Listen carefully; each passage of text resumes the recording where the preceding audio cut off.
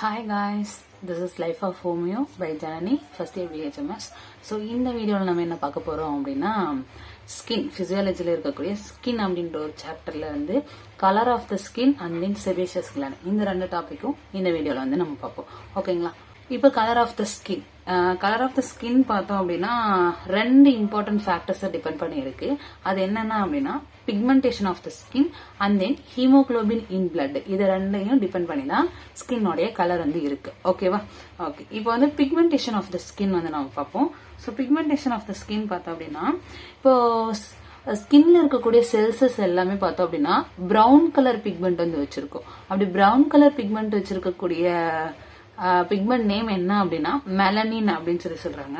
So இந்த melanin தான் வந்து ஸ்கின்னோட கலருக்கு வந்து ரெஸ்பான்சிபிளா இருக்கு அப்படின்னு சொல்றாங்க. சோ இந்த மெலனின் வந்து எங்க சிந்தசைஸ் ஆகுது அப்படின்னா மெலனோசைட்ஸ் அப்படின்ற ஒரு இதுல இருந்து சிந்தசைஸ் ஆகுது. இந்த மெலனோசைட்ஸ் எங்க பிரசன்ட் ஆயிருக்கு அப்படின்னா ஸ்ட்ரேட்டம் ஜெர்மினேட்டிவம் அண்ட் தென் ஸ்டேட்டம் ஸ்பைனோசம் அப்படின்ற ஒரு லேயர். இந்த லேயர் எங்க இருக்கு? எபிடெர்மிஸ் லேயர்ல இருக்கு. சோ எபிடெர்மிஸ் லேயர்ல இருந்து தான் இந்த மெலனின் வந்து செக்ரேட் ஆகுது. ஓகேங்களா? ஓகே, அண்ட் தென் பார்த்தோம் அப்படின்னா after synthesise this pigment, so இதுல இருந்து மெலனின் வந்து சிந்தசைஸ் ஆச்சா. மெலனின் சிந்தசைஸ் ஆனதும் இது என்ன பண்ணுது அப்படின்னா அதர் லேயர்ஸ்க்கு வந்து ஸ்ப்ரெட் ஆகுது. ஓகேங்களா? ஓகே, அடுத்து மெலனின். இப்ப மெலனின் பார்த்தோம் அப்படின்னா the skin pigment forms the major colour determinant of the skin. So இந்த மெலனின் தான் வந்து பார்த்தோம் அப்படின்னா மேஜர் ஹியூமன் ஸ்கின்க்கு வந்து மேஜர் கலர் டிட்டர்மினண்டா இருக்கு அப்படின்னு சொல்லியிருக்காங்க. அண்ட் தென் ஸ்கின் பிகம்ஸ், இப்போ வந்து ஸ்கின் டார்க்கா இருக்கு அப்படின்னா அங்க மெலனின் கண்டென்ட் வந்து அதிகமா இருக்கு அப்படின்னு சொல்றாங்க. ஸோ மெலனின் கண்டென்ட் அதிகமா இருக்கும்போது ஒரு புரோட்டீன் வந்து சிந்தசைஸ் ஆகும். அந்த புரோட்டீன் எங்கிருந்து சிந்தசைஸ் ஆகும் அப்படின்னா அமினோ ஆசிட் டைரோசின் அப்படின்ற ஒரு இதுல இருந்து தான் அந்த புரோட்டீன் வந்து சிந்தசைஸ் ஆகும். என்ன புரோட்டீன் சிந்தசைஸ் ஆகும் அப்படின்னா டைஹைட்ராக்சி ஃபினைல் அலனைன் அப்படின்ற ஒரு புரோட்டீன் வந்து அமினோ ஆசிட் தைரோசின் அப்படின்ற ஒரு இதுல இருந்து சிந்தசைஸ் ஆகும். ஓகேவா? Okay, deficiency of melanin. இப்ப மெலனின் வந்து கம்மியா இருக்கு அப்படின்னா அது வந்து அல்பினிசம் அப்படின்னு சொல்லுவாங்க. அல்பினிசம் சொல்லினா மெலனின் கண்டென்ட் கம்மியா இருக்கு. சோ அல்பினிசம் அப்படின்னா ஹைப்போ பிக்மெண்டரி கான்ஜென்டியல் டிசார்டர்ஸ். சோ இதுக்கு இன்னொரு நேம் வந்து ஹைப்போ பிக்மெண்டரி கான்ஜென்டியல் டிசார்டர்ஸ். அப்படின்னா என்ன அப்படின்னா தோல் வந்து ஸ்கின் வந்து பாத்தோம்னா வெண்மை நிறமா வெளுத்து போச்சு அப்படின்னு சொல்லுவாங்க இல்லையா. சோ அதுதான் அல்பினிசம்ஸ். ஓகேங்களா? ஓகே, சோ நெக்ஸ்ட் பார்த்தோம் அப்படின்னா ஹீமோகுளோபின் இன் பிளட். சோ பிளட்ல ஹீமோகுளோபின் இருக்கிறத டிபெண்ட் பண்ணி ஸ்கின்னோட கலர் வந்து டிட்டர்மைன் பண்ணலாம். ஓகே, இப்போ வந்து கலர் அததான் சொல்றாங்க. Color of the skin is also determined by the amount and nature of the hemoglobin in cutaneous blood vessels.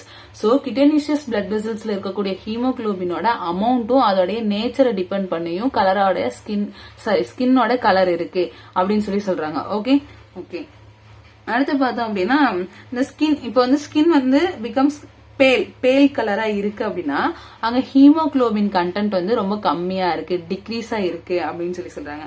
அதுவே இந்த ஸ்கின் வந்து பிங்க் கலர்ல இருக்கு அப்படின்னா பிளட் வந்து rushes to the skin due to the cutaneous vasodilations. அதாவது என்ன சொல்லுவாங்க அப்படின்னா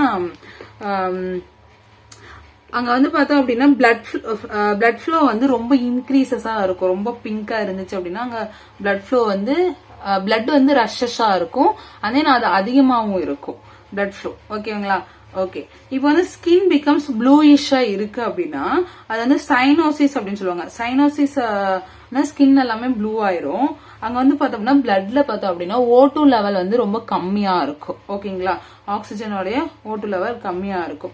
சோ இதுதான் வந்து இந்த சைனோசிஸ் வந்து பார்த்தோம்னா excess amount of reduced haemoglobin. நிறைய அமௌண்ட் ஹீமோகுளோபின் வந்து ரொம்ப அதிகமா தேவைக்கு அதிகமா ஹீமோகுளோபின் இருந்துச்சு அப்படின்னா இந்த சைனோசிஸ் வந்து வரும். சோ ப்ளூவிஷா மாறும் ஸ்கின் எல்லாமே பார்த்தோம் அப்படின்னா ப்ளூவிஷா இருக்கும்.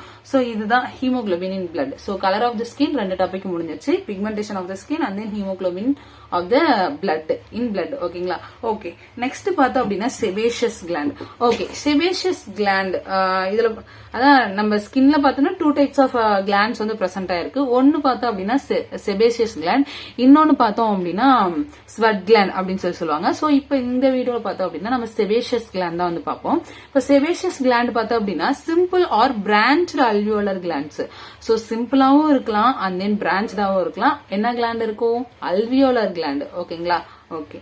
And then இந்த sebaceous gland எங்க situate ஆயிருக்கு அப்படின்னா ஏர் ஃபாலிகல்ஸ், அதாவது அதாவது முடியோட வேர் பகுதின்னு சொல்லுவாங்க இல்லையா, சோ அதுதான் ஏர் ஃபாலிக்கலோட சைட்ல தான் வந்து இந்த sebaceous gland வந்து பிரசன்ட் ஆயிருக்கும் அப்படின்னு சொல்லியிருக்காங்க. and then these gland develops from the hair follicles, அதுதான் sebaceous glands develops from the hair follicles. Okay, next பார்த்தோம் அப்படின்னா so the sebaceous glands are absent over the thick skin. இந்த sebaceous gland பார்த்தோம்னா thick skin இருக்கிற இடத்துல sebaceous gland absent-ஆ இருக்கும். எங்கெங்கெல்லாம் thick skin? and then palm of the hand, and then foot, okay, sole of the foot, and then interscapular region. இங்க எல்லாமே பார்த்தோம்னா thick skin இருக்கும். சோ இந்த இடத்துல எல்லாமே ஏர் வந்து sebaceous gland வந்து absent-ஆ இருக்கும் because அங்க ஏர் follicles இருக்காது. Okay okay. and then next பார்த்தோம் அப்படின்னா okay, and then each gland is covered by the connective tissue capsules.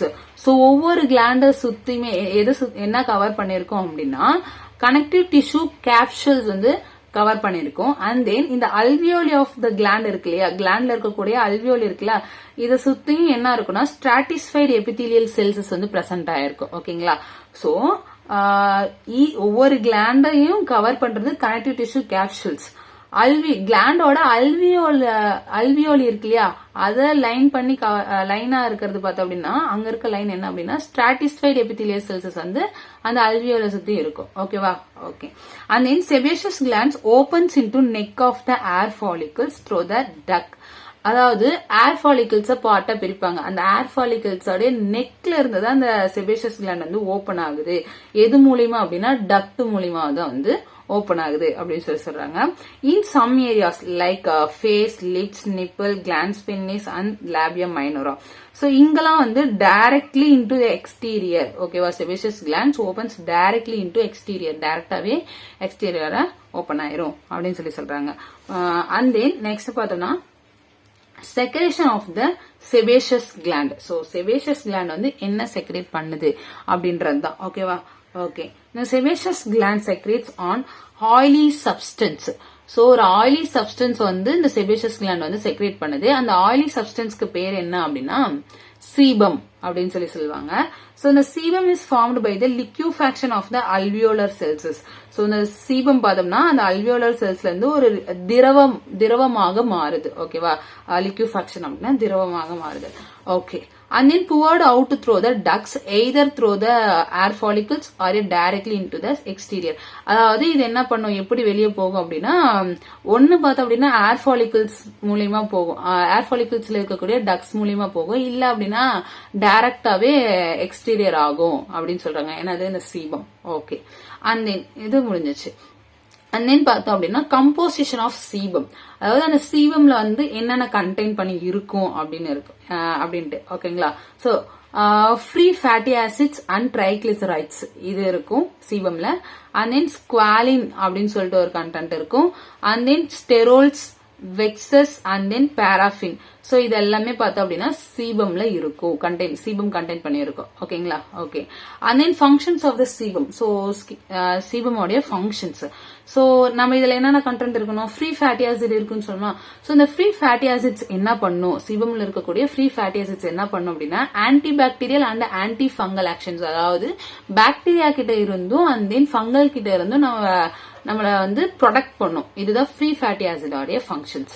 and then லிப்பின் நேச்சர் ஆஃப் சீபம்ஸ். இப்போ வந்து ஒரு சீபம் வந்து லிப்பின் நேச்சர்ல இருக்குன்னு வச்சுக்கோங்களேன், அது என்ன பண்ணும் அப்படின்னா ஸ்கின்னை வந்து ஸ்மூத்தாவும் ஆயிலியாவும் வச்சுக்கும். Okay okay. and then it protects the skin from the unnecessary disquamation and injury caused by dryness. disquamation அப்படின்னா தோல் தேய்மானம்னு சொல்லுவாங்க இல்லையா, சோ அதுல இருந்தும் இந்த லிப்பிட் நேச்சர்ல இருக்கக்கூடிய சீபம் வந்து அந்த தோல் தேய்மானத்துல இருந்து நம்மள வந்து ப்ரொடெக்ட் பண்ணுது. அண்ட் தென் இன்ஜுரி போட்டாங்க அப்படின்னா அங்க ட்ரைனஸ் ஆகும். சோ அதுல இருந்து இந்த சீபம் வந்து ஸ்கினை வந்து ப்ரொடெக்ட் பண்ணுது அப்படின்னு சொல்லி சொல்றாங்க. ஓகே, அண்ட் தென் பார்த்தோம் அப்படின்னா செபேஷியஸ் கிளாண்ட்ஸ் அண்ட் ஆக்னே அப்படின்றது. Okay, sebaceous glands are inactive till puberty.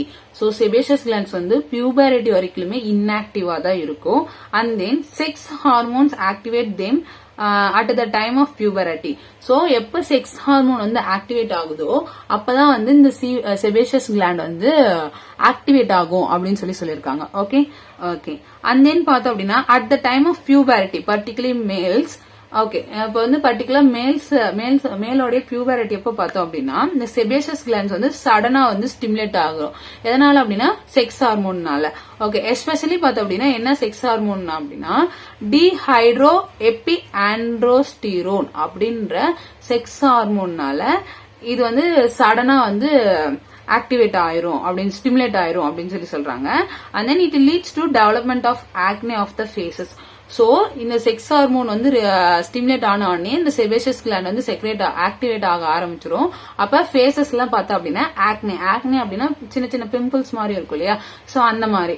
ஓகேங்களா, ஓகே. அண்ட் தென் இந்த acne is localised inflammatory conditions of the skin. So இந்த ஸ்கின்ல வந்து இன்ஃபிளமேட்டரி கண்டிஷன்ஸ்ல தான் வந்து இந்த ஆக்னே இருக்கும்.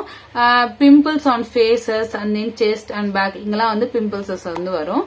And then it occurs because of over activity of sebaceous glands. So இது எதனால இந்த பிம்பிள்ஸ் ஆக்னே வருது அப்படின்னா செபேஷியஸ் கிளாண்ட் வந்து அங்க வந்து ஓவர் ஆக்டிவா இருக்கும். சோ அதனாலதான் வந்து பிம்பிள்ஸ் இந்த மாதிரி எல்லாம் வரும்.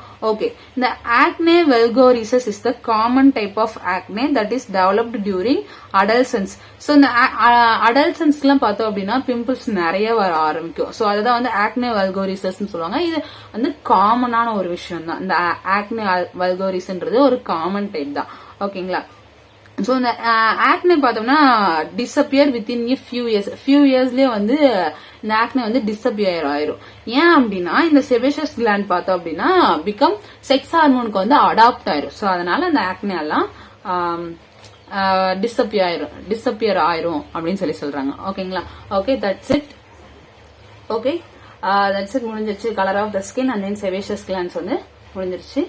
அண்ட் தென் ஏதாவது டவுட் அப்படின்னா கமெண்ட் செக்ஷன்ல சொல்லுங்க. அண்ட் தென் ஏதாவது நான் மாத்திக்கணும் இப்படி நடத்துங்க அப்படின்னு சொல்லிட்டு நீங்க கமெண்ட் செக்ஷன்ல சொல்லுங்க. உங்களுக்கு என்ன மாதிரி வேணும் அப்படின்றதும் கமெண்ட் செக்ஷன்ல சொல்லுங்க. பை.